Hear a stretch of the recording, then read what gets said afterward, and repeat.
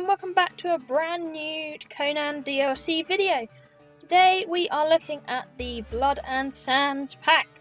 This just came out today and it is very arena based. As you can see, we have the full set of absolutely everything on one stage. Like in usual fashion as we've done, make sure if you want to see other DLC showcases, please go and click on my videos. I have a playlist down below. It will show you all of them, and I'll make sure to link it as well so you can see it. But anyway, we're going to go check out this DLC. It is very pretty. Well, let's check out the stairs first. We have different types of stairs than you actually do in normal Conan.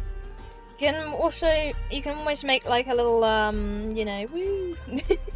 You don't have curvy stairs like this, usually.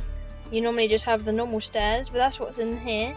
Also, this actual DLC includes two different types of foundation. You have the sandy foundation and you have the normal stony foundation.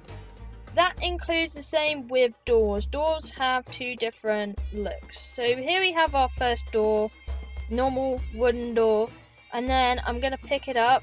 I'll show you the other one you can use, which is really cool. There you go, you have a lovely gate door, proper arena style gate door. I think this is really cool. And then we have the other two smaller doors, which are kind of the same style, but you know, they are in smaller door form. The pillar's pretty simple, it is pretty much the stone brick pattern as the rest of the items. A lot of the stuff will actually look quite similar. I really like the pattern on the actual gate they have this time. It looks really rustic with the spikes coming out like proper barbarian, and then you have the little cross section, which is, I think, would be really cute on a house build actually.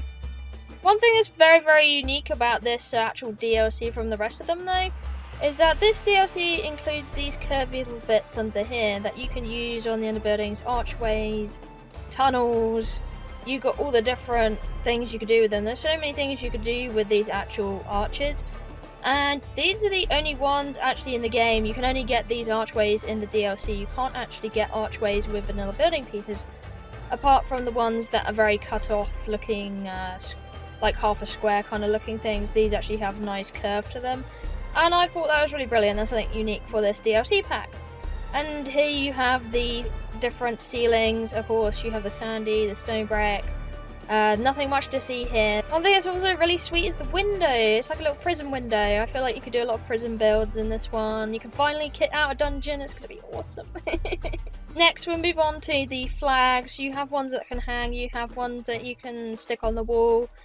And you have, I think it's about 5 different designs of flag. You have the Mr. King Scourge dude flag there in purple. Unfortunately, they're not in different colours. The little faces, they're all stuck on the same kind of thing, but oh well. Yeah, you have the fire one, the green fire flag. Here you have the piggy flag, boar flag. I think, yeah, that's a boar flag. I really like this one. I'm probably be using this one actually. The nice panther on there, on the red and the yellow, in the Mackie D's colour. Then you have this nice sun one that I can see going with your Aqualine DLC stuff. This actually goes really well. And of course you can have them all in the flapping kind of design as well. They're all the same colours and stuff there. And you get them in 2 varieties. You can have the really tall ones with the axe on top and the skulls, or you can have the one that stands toward you with the axe and skulls right there. Now we're going to be moving on to the armour sets. I have a male and female representation here, and you can see how they wear them. Now this is the light set, and this is called the assassin set. I actually love the design on these ones. I think they look proper assassin-y. Like, these actual skins are from Age of Conan games, so these are like, I think, reused but touched on. So bear that in mind as well. Now the interesting bit I found about all the gears in this actual DLC is when you look at their stats, the actual attributes are, you see here, combined.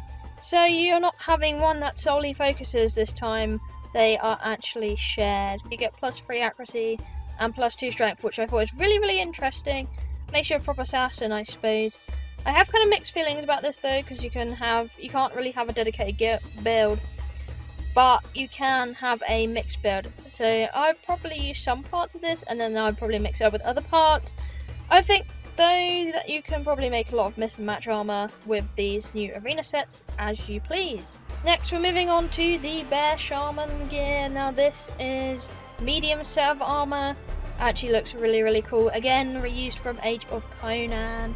And on the side there you can see the shield that is put in for this one.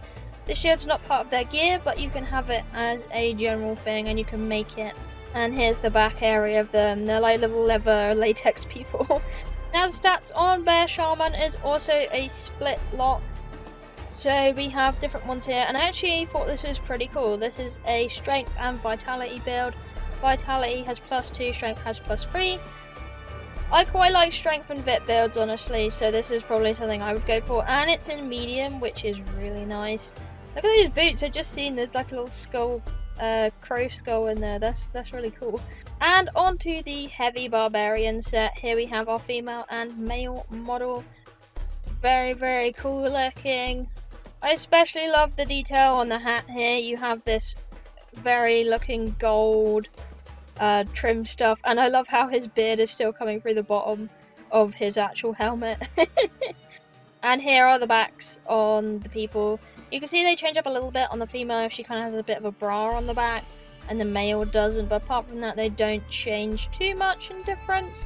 And the stats on the barbarian gear is actually also split. You have +3 vitality and +2 grit. Now moving on to the weapons, they actually have quite a lot of weapons to go through this time, including you have a big axe to swing around from the new update and a short sword. Starting here with the great axe, moving on to the big hammer, and here's your big great sword. Then you have the little mace, the more tiny one. Then you have your war axe, and here you have the pike, very pikey and spiky. And here is the sword, and here are the daggers, again quite simplistic. And here is the bow, and here is the short sword, and it's quite a little chunky thing, isn't it? But it looks very nice all the same. But this is it for the Blood and Sands DLC overview. That is all the pieces in there. There is no war paints in this one, and there is no furniture minus the flags. It is purely building pieces, weapons, and gear. Let me know what you think, and if you like this DLC, and I'll see you in the next video. Thank you for watching, I love you all, and I'll see you in the next one. Bye bye!